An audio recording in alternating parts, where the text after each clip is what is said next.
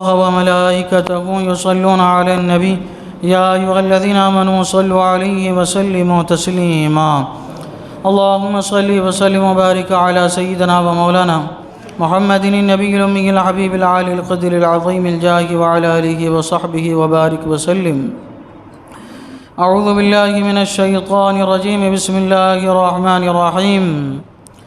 قال آمنتم له قبل أن آذن لكم إنه لكبيركم الذي علمكم السحر فلأقطعن أيديكم وأرجلكم من خلاف ولأصلبنكم في جذوع النخل ولتعلمن أينا أشد عذابا وأبقى. قالوا لن نؤثرك على ما جاءنا من البينات والذي فطرنا فاقض ما أنت قاض إنما تقضي هذه الحياة الدنيا إنا آمنا بربنا ليغفر لنا خطايانا وما كرهتنا عليه من السحر والله خير وأبقى.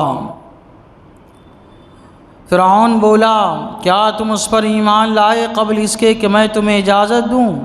بے شک وہ تمہارا بڑا ہے جس نے تم کو جادو سکھایا، تو مجھے قسم ہے ضرور میں تمہارے ایک طرف کے ہاتھ اور دوسری طرف کے پاؤں کاٹوں گا اور تمہیں کھجور کے خشک شاخوں پر سولی چڑھاؤں گا اور ضرور تم جان جاؤ گے کہ ہم میں کس کا عذاب سخت اور دیر پا ہے.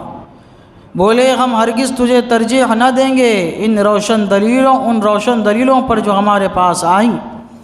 ہمیں اپنے پیدا کرنے والے کی قسم تو کر جو تجھے کرنا ہے، تو اس دنیا ہی کی زندگی میں تو کرے گا. بے شک ہم اپنے رب پر ایمان لائے کہ وہ ہماری خطائیں بخش دے، اور وہ جو تو نے ہمیں مجبور کیا جادو پر، اور اللہ بہتر ہے اور سب سے زیادہ باقی رہنے والا ہے.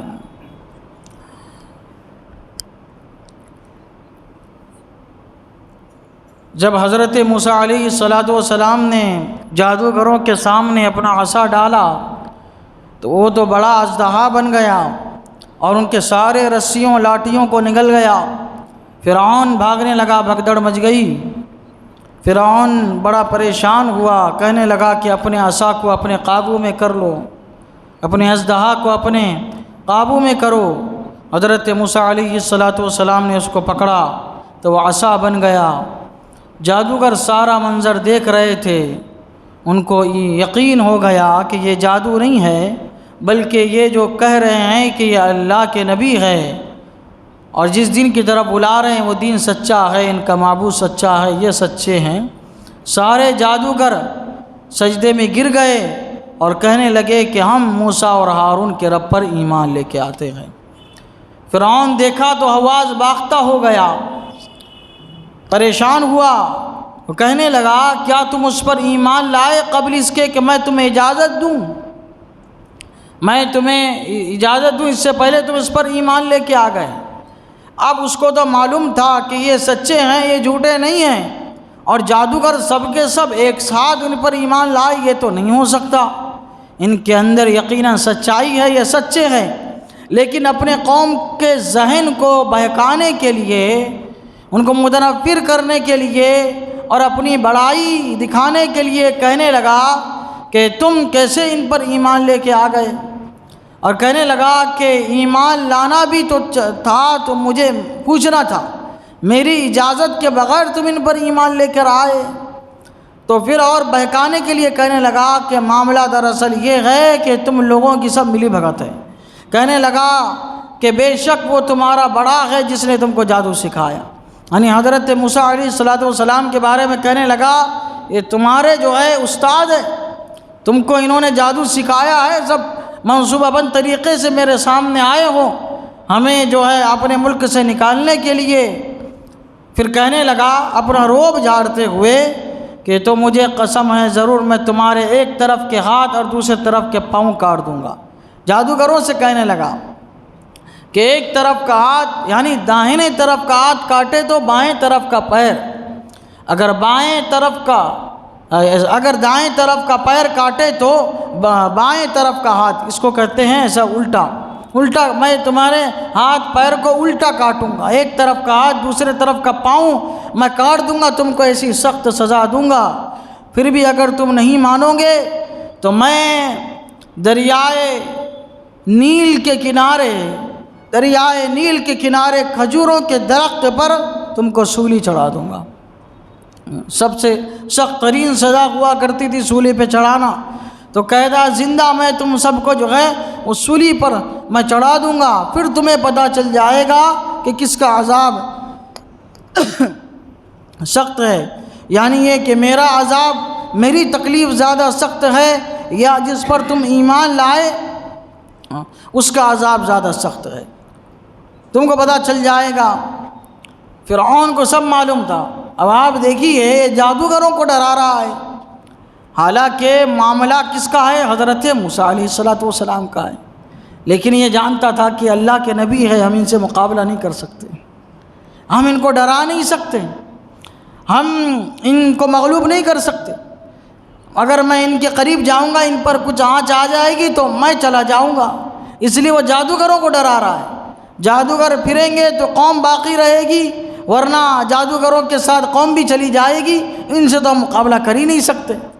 حالانکہ اگر وہ سچا ہوتا تو کیا کہتا وہ؟ اگر اس کو جو ہے حضرت موسیٰ علیہ السلام پر یقین نہ ہوتا، وہ بھی آپ کو جادوگر ہی سمجھتا، تو سب سے پہلے یہ کہتا کہ سب سے پہلے ان کو راستے سے ہٹاؤ، سب سے پہلے ان کو شہید کرو، بعد میں دوسرے خود بخود مان جائیں گے۔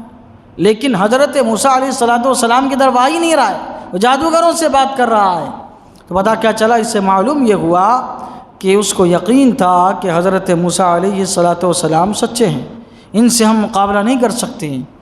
تو جب اس نے ڈرایا، دھمکایا، جان سے مارنے کی دھمکی دی، روب دبدبے میں، تو جادوگر کیا بولے؟ جو ایمان والے اہل ایمان جو ایمان لا چکے ہیں، بولے کہ ہم ہرگز تجھے ترجیح نہ دیں گے ان روشن دلیلوں پر جو ہمارے پاس آئی۔